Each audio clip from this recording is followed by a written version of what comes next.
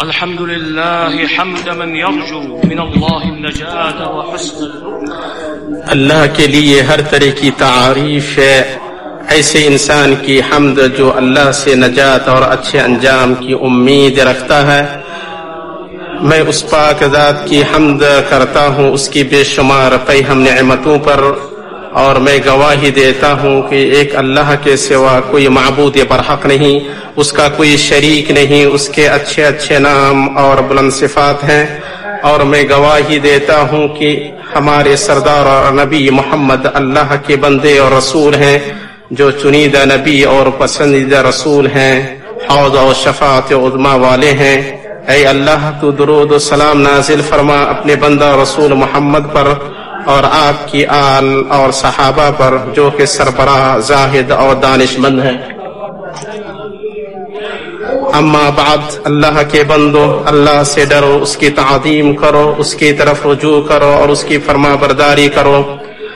اللہ کا فرمان ہے، اور اس دن سے ڈرو جس میں تم سب اللہ کی طرف لوٹائے جاؤ گے، اور ہر شخص کو اس کے اعمال کا پورا پورا بدلہ دیا جائے گا، اور ان پر ظلم نہیں کیا جائے گا۔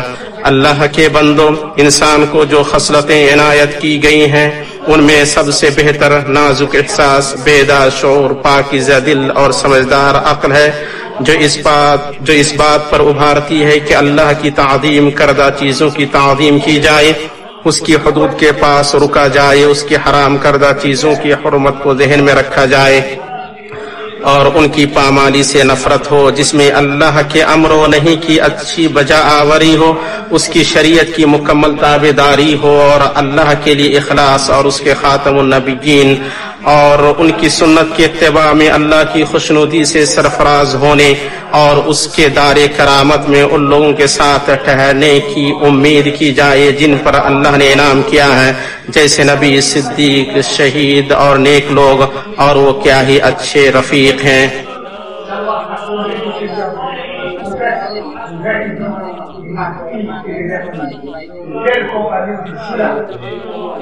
اللہ کے بندو، اللہ تعالیٰ جس زمان و مکان کو چاہتا ہے بے شک اپنی حکمت و رحمت سے اپنی مرضی کی عبادات اور قربت کے کاموں سے مختص فرماتا ہے۔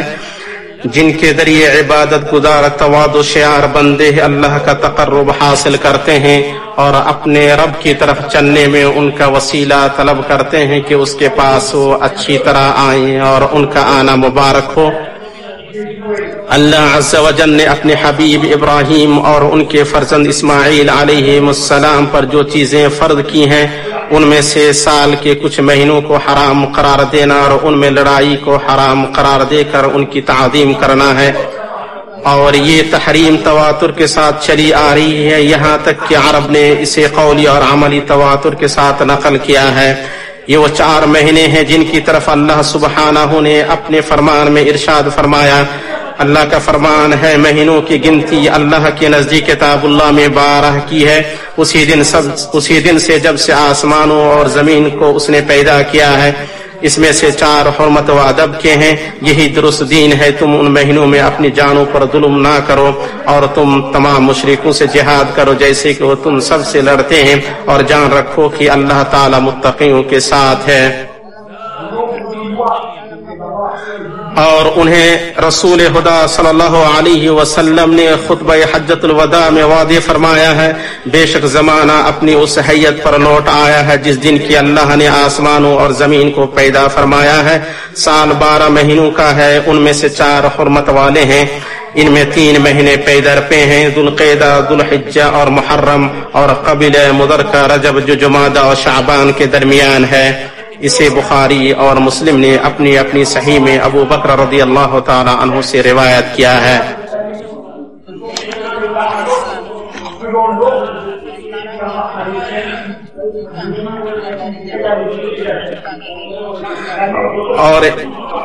اور انہیں رسول خدا صلی اللہ علیہ وسلم نے خطبہ حجۃ الوداع میں اپنے فرمان سے واضح فرمایا ہے، بے شک زمانہ اپنی اس حیت پر لوٹ آیا ہے جس دن کے اللہ نے آسمان اور زمین کو پیدا فرمایا۔ سال 12 مہینوں کا ہے، ان میں سے 4 حرمت والے ہیں، ان میں 3 مہینے پے در پے ہیں، ذوالقعدہ، ذوالحجہ اور محرم، اور قبیلہ مدر کا رجب جو جمادہ اور شعبان کے درمیان ہے۔ اسے بخاری اور مسلم نے اپنی اپنی صحیح میں ابو بکر رضی اللہ تعالیٰ عنہ سے روایت کیا ہے۔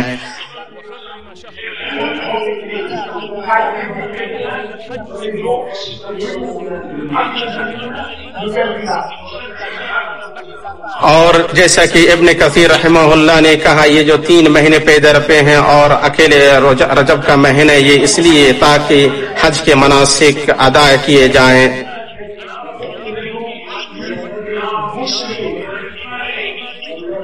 کیونکہ اس میں حج واقع ہوتا ہے اور حج کے مناسک ادا کیے جاتے ہیں۔ اور محرم اس لیے ہے تاکہ لوگ اس محرم مہینے میں اپنے گھروں کو واپس جا سکیں۔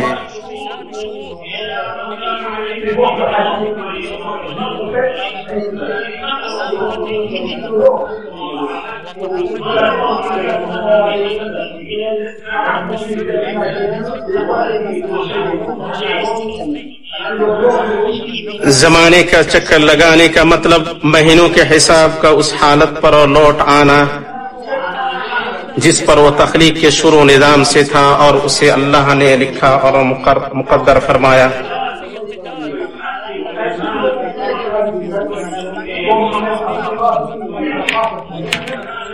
آپ صلی اللہ علیہ وسلم کا حج اس سال ذوالحجہ میں واقع ہوا تھا جو اس کا اصلی مہینہ ہے۔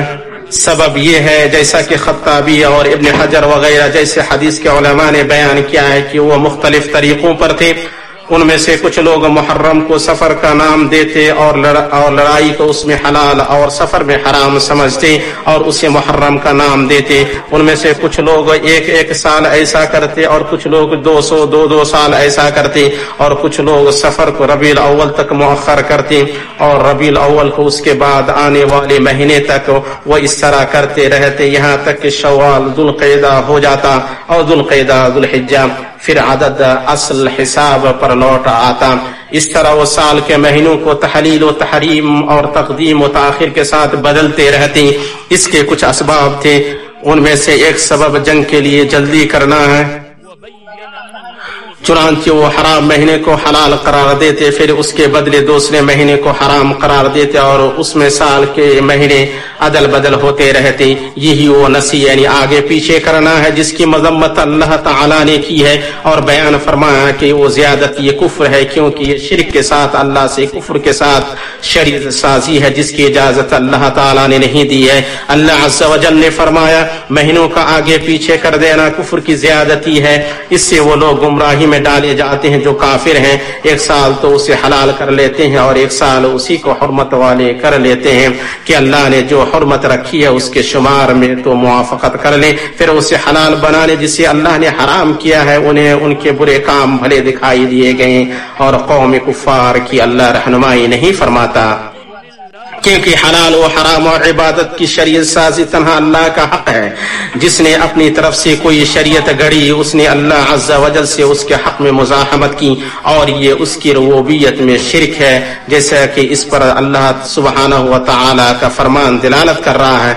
کیا ان لوگوں نے ایسے اللہ کے شریک مقرر کر رکھے ہیں جنہوں نے ایسے احکام دین مقرر کر دیے ہیں جو اللہ کے فرمائے ہوئے نہیں ہیں؟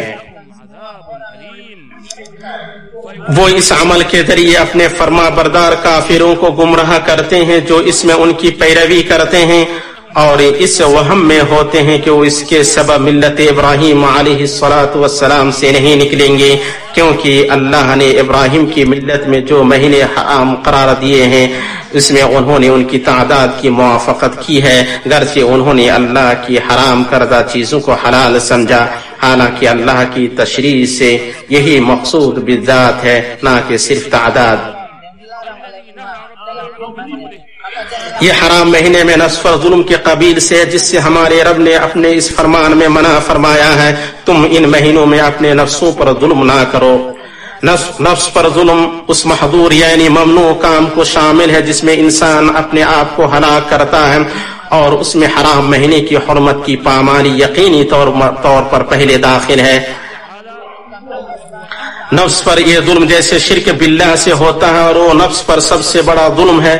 اللہ تعالیٰ نے لقمان کی زبان پر فرمایا میرے پیارے بچے اللہ کے ساتھ شریک نہ کرنا، بے شک شرک بڑا بھاری ظلم ہے.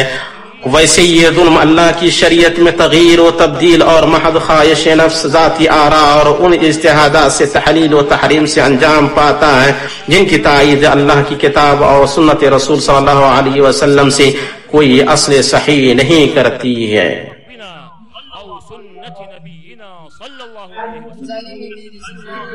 اسی طرح نفس پر ظلم مختلف طریقوں سے گناہوں اور برائیوں کا ارتکاب کر کے بھی ہوتا ہے. گناہ ہر حال میں برائی ہے، نحوست ہے اور نفس پر ظلم ہے، کیونکہ یہ اس عظیم انتقام لینے والے جبار پر جرأت مندی ہے جو اپنے بندوں پر خاص اور عام نعمتوں سے احسان کرنے والا اور نوازشوں سے ان کا محبوب بننے والا ہے، حالانکہ وہ ان سے بے نیاز ہے. لیکن یہ گناہ حرام مہینے میں زیادہ برا اور بڑا جرم ہے، کیونکہ اس میں جرات کے ساتھ استخفاف یعنی حقیر جاننا ہے، اور اللہ نے جن چیزوں کو حرام قرار دیا ہے، جن کی تعظیم کی ہے اور انہیں منتخب فرمایا ہے، انہیں معمولی سمجھنے کے ساتھ ساتھ پامال کیا جاتا ہے. جس طرح بلد حرام میں گناہوں کو سنگین سمجھا جاتا ہے، اللہ کا فرمان ہے جو بھی ظلم کے ساتھ وہاں الحاد کا ارادہ کرے ہم اسے دردناک عذاب چکھائیں گے. اسی طرح حرام مہینے میں بھی گناہوں کو سنگین سمجھا جاتا ہے، اسی لیے بہت سے علماء کی ہے اس میں دیت کو مغلظ بتایا گیا ہے. ابن عباس رضی اللہ تعالی عنہما نے کہا اللہ نے بے شک 4 مہینوں کو مختص فرمایا ہے اور انہیں حرمت والا بنایا ہے اور ان کی حرمتوں کو عظیم قرار دیا ہے. ان میں گناہ کو زیادہ سنگین اور نیک عمل اور ثواب کو عظیم تر بتایا ہے. قتادہ رحمہ اللہ نے کہا حرمت والے مہینوں میں ظلم دوسرے مہینوں کی بنسبت زیادہ بڑا گناہ اور خطا ہے. اگرچہ ظلم ہر حال میں سنگین ہے، لیکن اللہ جس چیز کو چاہتا ہے عظیم قرار دیتا ہے. ان کی بات ختم ہوئی. اے اللہ کے بندو، اللہ سے ڈرے اور جن چیزوں کو اللہ نے عظیم قرار دیا ہے ان کی تعظیم کرے، اور ان میں سے جو حرمت والا مہینہ ہے جو آپ پر سایہ فگن ہے، چنانچہ آپ اللہ کی شریعت کے مطابق اور حبیب و ہادی رسول اللہ صلی اللہ علیہ وسلم کا اتباع کرتے ہوئے اس کی تعظیم کریں. اللہ کے دین میں ایسی چیز گھڑنے سے بچیں جس کی اجازت اللہ نے نہیں دی ہے. اللہ مجھے اور آپ کو اپنی کتاب کے طریقے اور نبی صلی اللہ علیہ وسلم کی سنت سے فائدہ پہنچائے. میں اپنی یہ بات کہہ رہا ہوں اور عظمت و جلال والے اللہ سے اپنے لیے، آپ کے لیے اور تمام مسلمانوں کے لیے ہر طرح کی گناہ کی مغفرت طلب کرتا ہوں. بے شک وہ بڑا بخشنے والا مہربان ہے. تمام تعریف اللہ کے لیے ہے جس نے بعض اوقات کے لیے مزید فضل و رحمت مقرر فرمایا ہے. میں اس پاک ذات کی پیہم خیر و نعمت پر حمد بیان کرتا ہوں اور میں گواہی دیتا ہوں کہ ایک اللہ کے سوا کوئی معبود برحق نہیں، اس کا کوئی شریک نہیں. وہ بندوں کو معافی اور رحمت سے گھیرے ہوا ہے، اور میں گواہی دیتا ہوں کہ ہمارے سردار اور نبی محمد اس کے بندے اور رسول ہیں جو تمام جہانوں کے لیے رحمت بنا کر بھیجے گئے ہیں. اے اللہ تو درود و سلام نازل فرما اپنے بندہ رسول محمد پر، آپ کی آل پر اور آپ کے عقل و حکمت والے صحابہ پر. اما بعد، اے اللہ کے بندو، جو شخص اللہ سے بحیثیت رب، اسلام سے بحیثیت دین اور محمد صلی اللہ علیہ وسلم سے بحیثیت رسول راضی ہو، اس کے لیے بہتر ہی ہے کہ وہ اپنے آپ کو گناہوں میں پڑنے سے باز رکھے، خطاؤں کے مقامات سے دور رکھے، گناہ کی گندگیوں میں ملوث ہونے سے بچائے، خواہش نفس کے اسباب اور تباہ کن ہلاکت خیز ہوس اور خیالات سے بلند رہے، شیطان کی فریب کاری اور برائی کا حکم دینے والے نفس کی تزیین کاری اور شیطان کے وساوس اور نقوش قدم سے دور رہے. اور ہمیشہ یاد رکھے کہ زندگی گردش و پڑاؤ کا نام ہے، جس میں عمریں فنا ہوتی ہیں، اوقات ختم ہوتے ہیں، اعمال کا سلسلہ کٹ جاتا ہے، اور انسان نہیں جانتا ہے کہ کب اسے چھوڑ دیں، اس کی کتنی مسافت طے کر پائے اور کس پڑاؤ پر اس کا سفر رک جائے۔ سعادت مند وہ ہے جس کا نفس بلند ترین مراتب حاصل کرنے اور اللہ کی خوشنودی، محبت اور بخشش کے اعلیٰ ترین مقامات تک پہنچنے کے لیے بلند ہو۔ اللہ کے بندو، اللہ سے ڈرے، جو چیز فوت ہو گئی ہے اس کا تدارک کریں، جو شریف زمانہ اور مبارک وقت بچا ہے اس سے فائدہ اٹھائے۔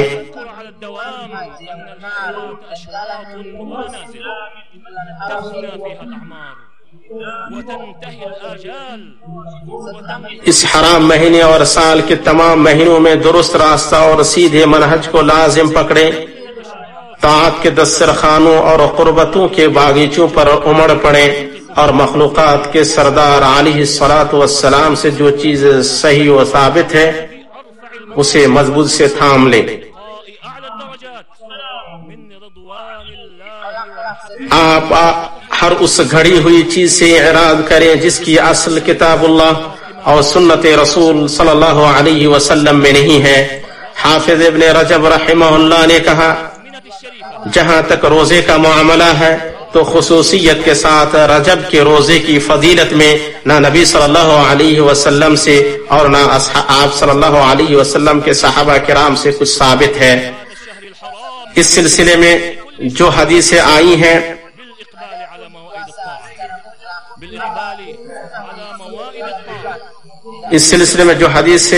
انہیں حافظ ابن حجر رحمہ اللہ نے اپنے رسالہ تبین العجب فی بیان ما ورد فی فضل رجب میں ذکر کیا ہے۔ وہ یا تو رسول اللہ صلی اللہ علیہ وسلم پر گھڑی ہوئی موضوع احادیث ہیں یا ضعیف احادیث جو قابل حجت نہیں۔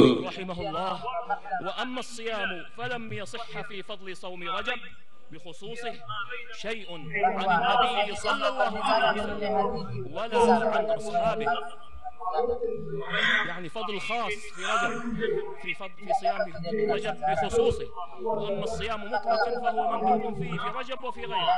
آپ اللہ سے ڈریں، اللہ نے جن چیز کو معذب قرار دیا ہے ان کی آپ تعظیم کریں۔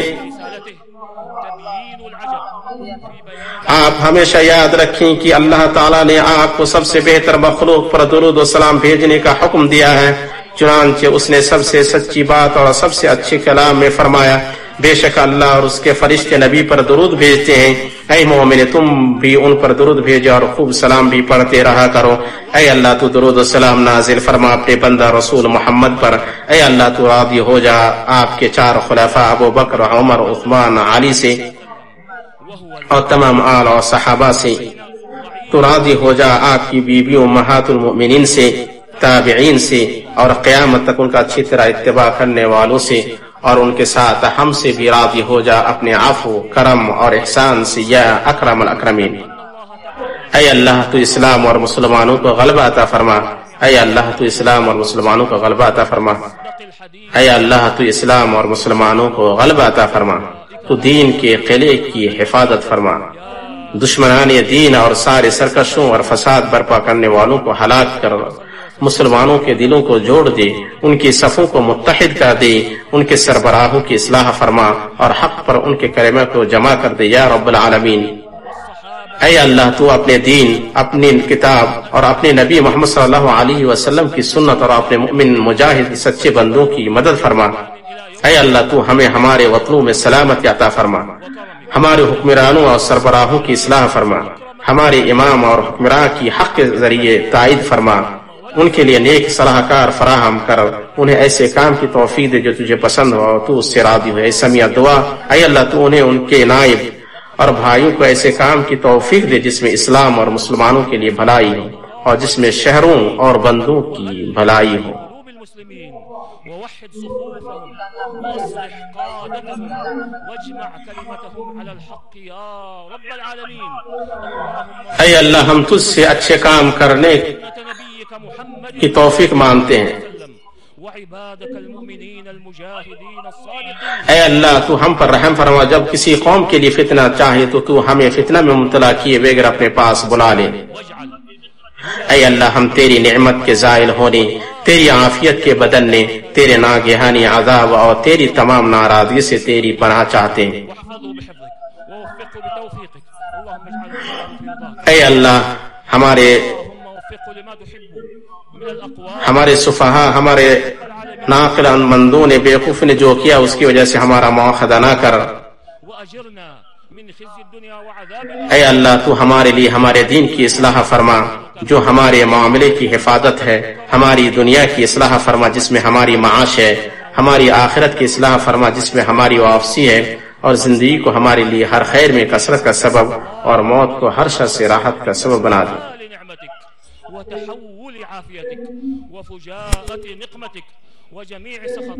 ऐ अल्लाह तू इस्लाम और मुसलमानों को हर जगह मदद फरमा।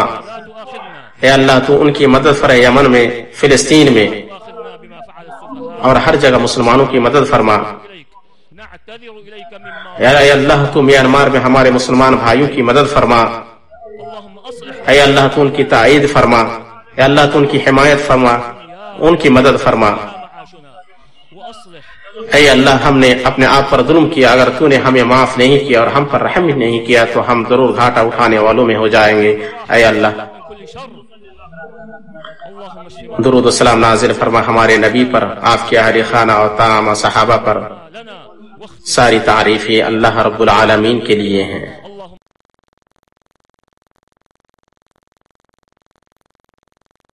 إن الله وملائكته يصلون على النبي يا أيها الذين آمنوا صلوا عليه وسلموا تسليما.